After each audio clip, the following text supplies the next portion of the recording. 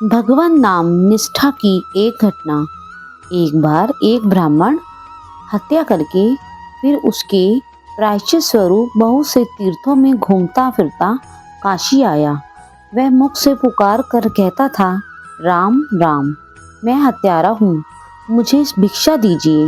गोस्वामी श्री तुलसीदास जी ने उसके मुख से अति सुंदर भगवान नाम सुनकर उसे अपने निवास स्थान में बुला लिया और उसे अपनी पंक्ति में बिठाकर भगवत प्रसाद पवाया, उसे शुद्ध कर लिया। काशी के ब्राह्मणों ने जब ये बात सुनी तो उन्होंने एक सभा की और उसमें श्री तुलसीदास जी को बुलवाया। सभी पंडितों ने आपसे पूछा कि प्रायश्चित पूरा हुए बिना इस हत्यारे का पाप कैसे दूर हो गया। श्री गोस्वामी जी ने कहा, आपको कैसे विश्वास होगा, सो कहिए। इस पर पंडितों ने कहा, इसके हाथ से यदि श्री शंकर जी का नंदिया खा ले तो हम लोग इसे अपनी जाति पंक्ति में ले लेंगे। इस बात को आपने स्वीकार कर लिया और उसे एक थाल से में सजा कर प्रसाद दिया। सब लोग काशी में ज्ञानवापी के निकट नंदीश्वर के पास पहुँचे, जहाँ की शर्त रखी थी। श्री गोसाई जी ने कहा, हे नंदीश्वर, यदि यह ब्राह्मण राम नाम के प्रताप से शुद्ध हो गया है तो आप इसके हाथ से प्रसाद स्वीकार करके नाम महिमा को प्रमाणित करिए। ऐसी प्रार्थना सुनकर नंदीश्वर ने प्रसन्न होकर प्रसाद खा लिया। सभी लोगों ने रामचंद्र जी की एवं श्री राम नाम की जय जयकार की और तुलसीदास की नाम निष्ठा पर बलिहार हो गए। अब आप श्री राम और लक्ष्मण द्वारा तुलसीदास की कुटिया पर पहरा देने का प्रसंग सुनिए।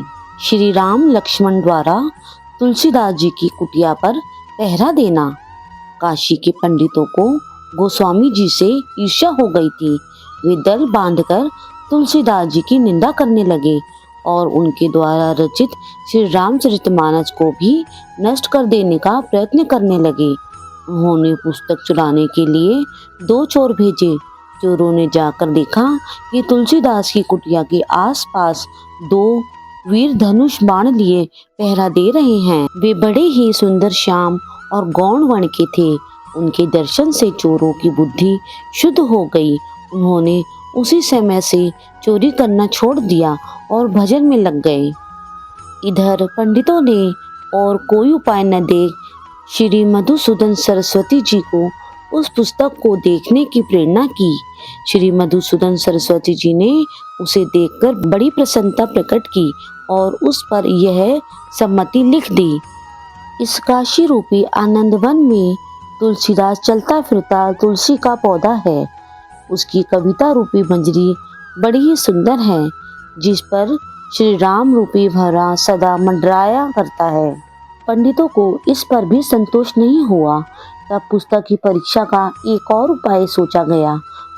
भगवान विश्वनाथ के सामने सबसे ऊपर वेद, उनके नीचे शास्त्र, शास्त्रों के नीचे पुराण और सबसे नीचे रामचरितमानस रख दिया गया। मंदिर बंद कर दिया गया। प्रातः काल जब मंदिर खोला गया तो लोगों ने देखा कि श्री रामचरितमानस वेदों के ऊपर रखा गया हुआ है। अब तो पंडित लोग बड़े लज्जित हुए। उन्होंने तुलसीदास जी से क्षमा मांगी और भक्ति से उनका चरणोदक लिया।